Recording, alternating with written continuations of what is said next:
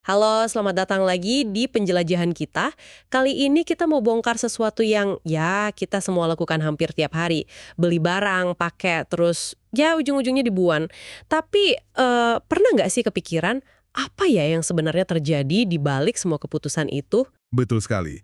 Dan kebetulan sumber kita hari ini cukup menarik nih. Kita bakal ambil intisari dari bab 10, sebuah buku teks perilaku konsumen. Fokusnya pas banget di momen-momen sebelum, selama, dan ya sesudah Anda beli sesuatu. Oke, jadi misi kita jelas ya. Kita mau coba ngerti ini faktor-faktor apa aja sih yang kadang nggak kelihatan tapi ngebentuk pengalaman belanja kita. Mulai dari, katakanlah, tata letak supermarket yang kayaknya acak. Atau musik di kafe favorit Anda itu loh. Sampai nanti ke urusan barangnya mau diapain kalau udah nggak dipakai.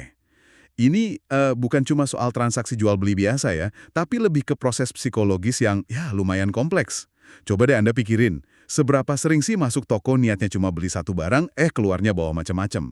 Atau gimana waktu rasanya cepet banget pas lagi asik lihat-lihat, tapi kok lama banget ya kalau lagi ngantri di kasir? Nah, itu dia, faktor-faktor kayak gitu yang mau kita kupas lebih dalam. Ini seru sih sebenarnya, oke deh, kita langsung mulai aja ya. Poin pertama nih yang kayaknya penting banget. Beli barang itu ternyata bukan cuma soal produknya apa, harganya berapa. Ada satu elemen gede lain, situasinya. Pas kita beli itu lagi gimana kondisinya? Tepat. Istilah kerennya itu situasi konsumsi. Gampangnya gini, bayangin aja kayak lagi di panggung. Ada Anda, jelas sebagai pembeli. Ada penjual, ada produknya. Tapi, ada juga latar sama properti lainnya. Maksudnya latar sama properti itu gimana tuh? Ya kayak, kenapa sih Anda beli pas waktu itu? Lagi butuh banget? Atau buat kado? Atau iseng aja pengen belanja? Terus lingkungan fisiknya gimana? Tokonya rame banget bikin pusing? Atau websitenya gampang dipakai? Atau malah aplikasinya bikin bingung? Nah, semua ini tuh saling ngaruh. Wah, jadi kompleks ya. Bukan cuma saya sama barangnya, tapi juga kenapa saya di situ dan gimana rasanya di situ. Nah, ngomongin situasi, salah satu yang sering kita lupain mungkin, waktu ya. Waktu itu kan suka aneh rasanya. Kadang cepet, kadang lama. Relatif banget, makanya ada konsep namanya waktu psikologis. Ini soal gimana kita merasain waktu itu berjalan. Dan ini penting banget, apalagi pas lagi nunggu. Siapa sih yang suka nunggu, ya kan? Bener banget. Nunggu itu nyebelin. Sampai ada studi khususnya loh soal antrian, namanya queuing theory, teori antrian. Teori antrean. Wah, baru dengar. Ya. Gimana tuh teori ngejelasin kenapa nunggu itu bikin kesel? Terus ada triknya nggak sih dari penjual soal ini? Intinya gini, yang bikin paling nggak sabar itu kalau kita nggak pasti. Nunggu tuh rasanya jadi lama banget kalau kita nggak tahu bakal berapa lama lagi.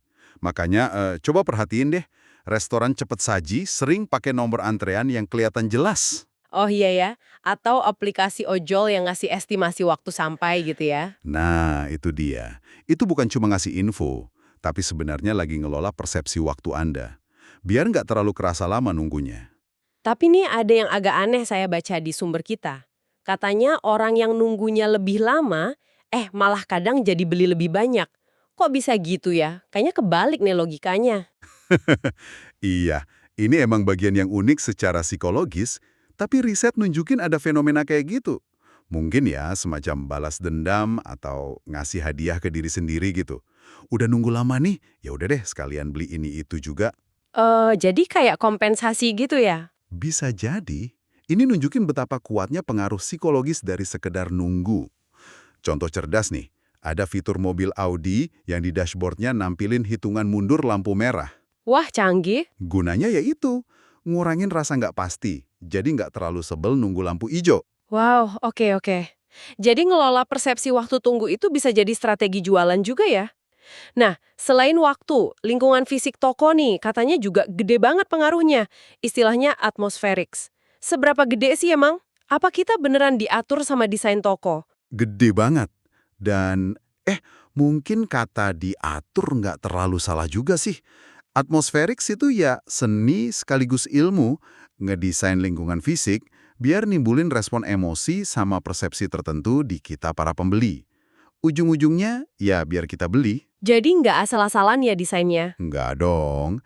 Tiap detil dari lampu, warna, musik, sampai tata letaknya, itu seringkali udah dipikirin matang-matang. Contohnya gimana? Saya tuh sering ngerasa kalau supermarket tata letaknya suka bikin bingung gitu. Itu sengaja ya? Seringkali ya.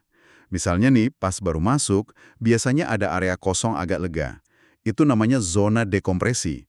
Fungsinya ngasih kita waktu buat adaptasi dari luar ke dalam toko. Oh gitu. Terus, barang-barang penting kayak susu atau telur sering ditaruh di paling belakang. Biar apa? Ya biar Anda ngelewatin lorong-lorong lain dulu yang isinya godaan semua. Ah, pantesan. Buah sama sayur segar di depan.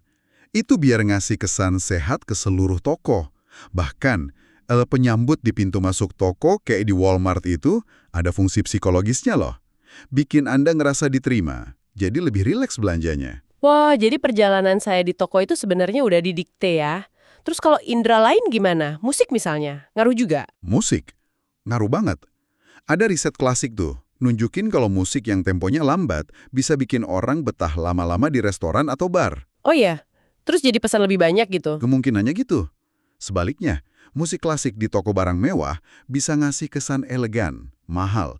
Jadi orang mungkin lebih pede beli barang mahal. Kalau di toko baju anak muda, musiknya cepat dan keras. Itu mungkin biar pengunjungnya ganti-ganti terus, nggak numpuk. Semua ini kan isyarat sensorik ya yang kerja di bawah sadar kita. Masuk akal. Ini semua pasti ujung-ujungnya ngaruh ke mood atau suasana hati kita pas belanja ya. Dan mood ini kan katanya penting banget ya buat ngambil keputusan. Penting banget. Lingkungan tokonya gimana, cuaca di luar lagi panas atau hujan, ngobrol sama stafnya enak atau enggak, itu semua bisa ngubah mood Anda. Nah, pas mood kita lagi bagus, lagi happy, penelitian bilang kita cenderung jadi kurang analitis. Kurang analitis gimana maksudnya? Jadi, lebih gampang pakai heuristik aja. Jalan pintas mikir gitu. Mungkin jadi lebih impulsif belanjanya, atau gampang banget tergoda sama diskon, atau jadi kurang kritis baca label komposisi misalnya. Wah, bahaya juga ya kalau lagi happy terus belanja. Bisa jadi. Sebaliknya, kalau mood lagi jelek, mungkin kita jadi lebih fokus ke detail, lebih hati-hati. Tapi ya bisa juga jadi malas belanja sama sekali. Oke. Ngomongin soal mood sama dorongan belanja nih, jadi nyambung ke pertanyaan dasar. Kenapa sih kita belanja? Emang selalu karena butuh sesuatu ya? Di sumber kita ini dibedain jadi dua motif utama. Betul. Ada dua orientasi belanja. Yang pertama, ya yang paling jelas, motif utilitarian. Ini belanja karena fungsi, karena butuh, praktis aja. Beli beras, beli sabun, beli oli motor. Fokusnya ya nyelesain tugas, efisien. Itu alasan yang standar lah ya. Terus yang kedua apa? Yang kedua itu motif hedonis. Nah, ini belanja buat nyari seneng-senengnya, nyari pengalaman, sensasi, atau buat rileks, atau bahkan buat ketemu orang. Kayak jalan-jalan di mall tanpa tujuan jelas, nyobain baju baru padahal lemari udah penuh. Haha, saya banget itu. Atau sekedar nikmatin suasana kafe sambil lihat-lihat barang di toko online. Buat banyak orang, belanja itu ya rekreasi atau pelarian dari rutinitas. Nah, bedanya utilitarian sama hedonis ini jadi menarik nih kalau kita bandingin belanja online sama offline. Pasti beda banget ya rasa puasnya. Beda banget. Jelas kalau e-commerce atau belanja online itu juaranya di aspek utilitarian. Efisien, gampang bandingin harga, bisa kapan aja 24 jam. Apalagi sekarang transaksi lewat HP, wah dominan banget, terutama di Asia Pasifik ini. Tapi sisi seneng-senengnya gimana? Hedonisnya? Nah, itu dia. Seringkali terbatas. Sensasi megang barangnya langsung, suasana toko yang rame, ngobrol sama penjualnya, itu kan hilang ya kalau online. Ada contoh nggak yang ngegambarin bedanya ini? Contoh yang cukup ekstrim mungkin perbandingan main judi ya. Kau di kasino fisik, itu kan penuh banget sama stimulasi. Suara mesin, lampu kelap-kelip, lihat orang banyak, interaksi, pengalaman hedonisnya kuat banget di situ. Sementara kalau judi online? Kalau online di rumah kan lebih privat ya, anonim. Mungkin rasanya lebih aman buat sebagian orang. Tapi sensasi sosialnya, keramaiannya, itu nggak ada. Padahal sama-sama judi, sama-sama nyari seneng, tantangan, harapan menang. Tapi caranya, pengalamannya, beda banget. Iya juga ya. Ini jadi nunjukin betapa pentingnya ya buat para penjual, mau online atau offline, buat bener-bener ngertiin kita sebagai pembeli, dari sudut pandang kita gitu. Makanya ada konsep kayak design thinking sama customer journey ya. Betul banget. Design thinking itu intinya kan empati mendalam ke pengguna. Jadi bukan cuma mikirin gimana cara jual produk ini, tapi gimana produk ini bisa pas dipakai di kehidupan nyata si pembeli. Apa sih susahnya pas dia pakai? Apa yang bikin dia seneng? Kalau customer journey itu gimana? Nah, customer journey mapping itu kayak bikin peta perjalanan Anda sebagai konsumen sama sebuah merek. Dari pertama kali dengar, sampai akhirnya beli, pakai, terus jadi pelanggan setia. Atau malah kecewa, terus pergi. Tujuannya ya biar si penjual bisa bikin pengalaman yang enak dan mulus di tiap langkahnya. Oke deh, anggap nih kita udah ngelewatin semua pengaruh situasi tadi, motivasi kita juga udah terpenuhi, utilitarian atau hedonis, terus transaksinya udah beres, barang udah di tangan kita. Udahan nih ceritanya. Belum dong, justru masuk fase penting berikutnya, evaluasi pasca pembelian. Nah, disinilah Anda benar-benar nyobain produk atau jasanya. Terus bandingin deh sama harapan Anda sebelumnya. Puas? Kecewa? Atau biasa aja? Jawaban ini nih yang nentuin banget Anda bakal beli lagi atau enggak, bakal cerita bagus ke temen, atau malah nulis review jelek online. Dan sekarang ini, apalagi di era digital, evaluasi itu nggak cuma dari kita ke penjual ya. Ada fenomena social scoring katanya. Maksudnya apa tuh? Ini sistem rating dua arah yang makin banyak dipakai, terutama di platform kayak ojek online atau sewa-menyewa gitu. Anda kan bisa kasih bintang ke driver atau yang nyewain barang. Nah, tapi mereka juga bisa kasih rating ke Anda sebagai pelanggan. Wah, jadi kita juga dinilai dong. Iya, ini mengubah dinamika kekuasaan sedikit. Kalau Anda jadi pelanggan yang rese, misalnya sering cancel order atau nggak sopan, itu bisa ngaruh ke kemudahan Anda dapat layanan lagi nanti. Waduh, mesti jaga sikap juga ya sebagai konsumen, menarik sih. Nah, setelah dipakai, dievaluasi, akhirnya kita sampai ke tahap paling akhir nih, yang sering kita lupain. Pembuangan produk atau disposal. Gimana nasib barang kalau kita udah ngerasa nggak butuh lagi? Ini isu yang makin hari makin penting ya, karena kesadaran soal keberlanjutan atau sustainability makin tinggi.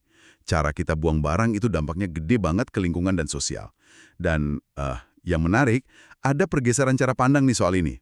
Pergeseran gimana tuh? Selain, buang aja ke tempat sampah gitu. Ada beberapa tren penting nih, yang nunjukin kalau kita udah nggak sekedar buang.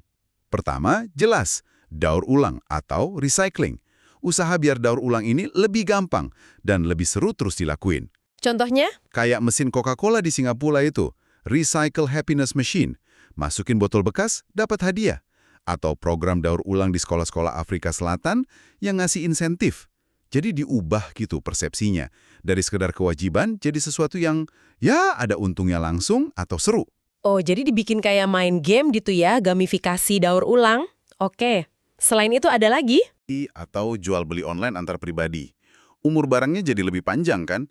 Ini kayaknya nyambung banget ya sama tren gede lainnya. Ekonomi berbagi atau sharing ekonomi.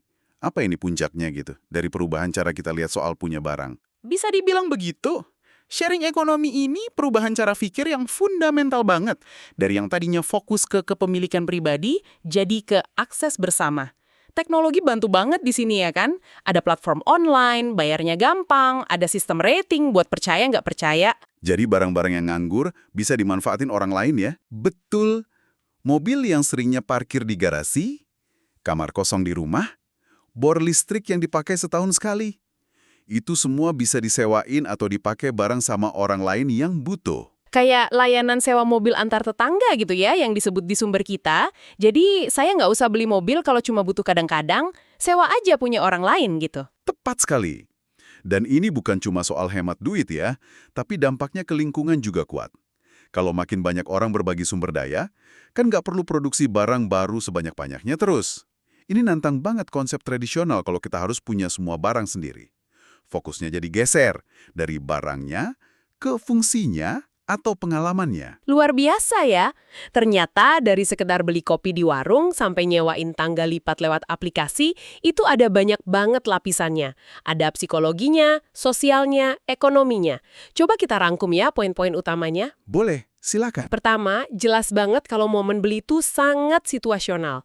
Waktu yang kita punya atau malah nggak punya, suasana tempat belanjanya, sampai mood kita saat itu ngaruh banget dan sering ya kita nggak sadar ke apa yang kita beli dan gimana rasanya setelah beli. Kedua, alasan kita belanja itu ternyata ada dua sisi. Ada sisi utilitarian, ya buat kebutuhan praktis, sama sisi hedonis buat nyari senang-senang atau pengalaman. Nah, campuran dua ini yang ngebentuk cara kita belanja. Ketiga, belanja online sama offline itu dunianya beda banget. Online menang di efisiensi, gampang, offline masih kuat di pengalaman langsung, megang barang, suasana. Dua-duanya punya plus minus buat memenuhi kebutuhan utilitarian dan hedonis kita. Keempat, ceritanya nggak selesai pas bayar. Ada evaluasi pasca pembelian yang nentuin kita bakal balik lagi atau enggak. Dan sekarang, dengan adanya social scoring, evaluasi itu jadi dua arah. Jadi hubungan pembeli-penjual bisa lebih setara atau malah ya lebih rumit. Dan yang terakhir nih, cara kita ngelepas barang itu juga lagi berubah. Ada dorongan kuat ke arah keberlanjutan. Kelihatan dari makin banyaknya daur ulang, ramenya pasar barang bekas, atau siklus lateral tadi. Dan terutama boomingnya ekonomi berbagi yang mulai geser fokus dari harus punya jadi cukup akses aja. Wah, rangkuman yang pas banget itu. Menangkap semua intinya. Kalau boleh nambahin satu pemikiran terakhir nih, buat Anda bawa pulang. Oh tentu, silakan banget. Ini dengan makin berkembangnya ekonomi berbagi nih ya, yang didukung teknologi makin canggih, terus juga didorong sama isu lingkungan. Coba deh kita renungkan bareng-bareng sejauh mana sih hubungan dasar kita sama konsep kepemilikan itu sendiri bakal berubah nantinya. Apa kita lagi jalan ke masa depan di mana mengakses pengalaman atau menyewa fungsi itu benar-benar jadi hal yang biasa, menggantikan keinginan buat punya barang secara fisik buat sebagian besar kebutuhan hidup kita. Ini udah bukan cuma soal belanja lagi loh, tapi mungkin ya evolusi cara kita hidup. Wow, pertanyaan yang dalam banget dan bikin mikir ya. Oke deh, terima kasih banyak udah nemenin kita semua menyelami seluk-beluk di balik keranjang belanja kita kali ini. Seru banget obrolannya. Sampai jumpa di penjelajahan kita berikutnya ya.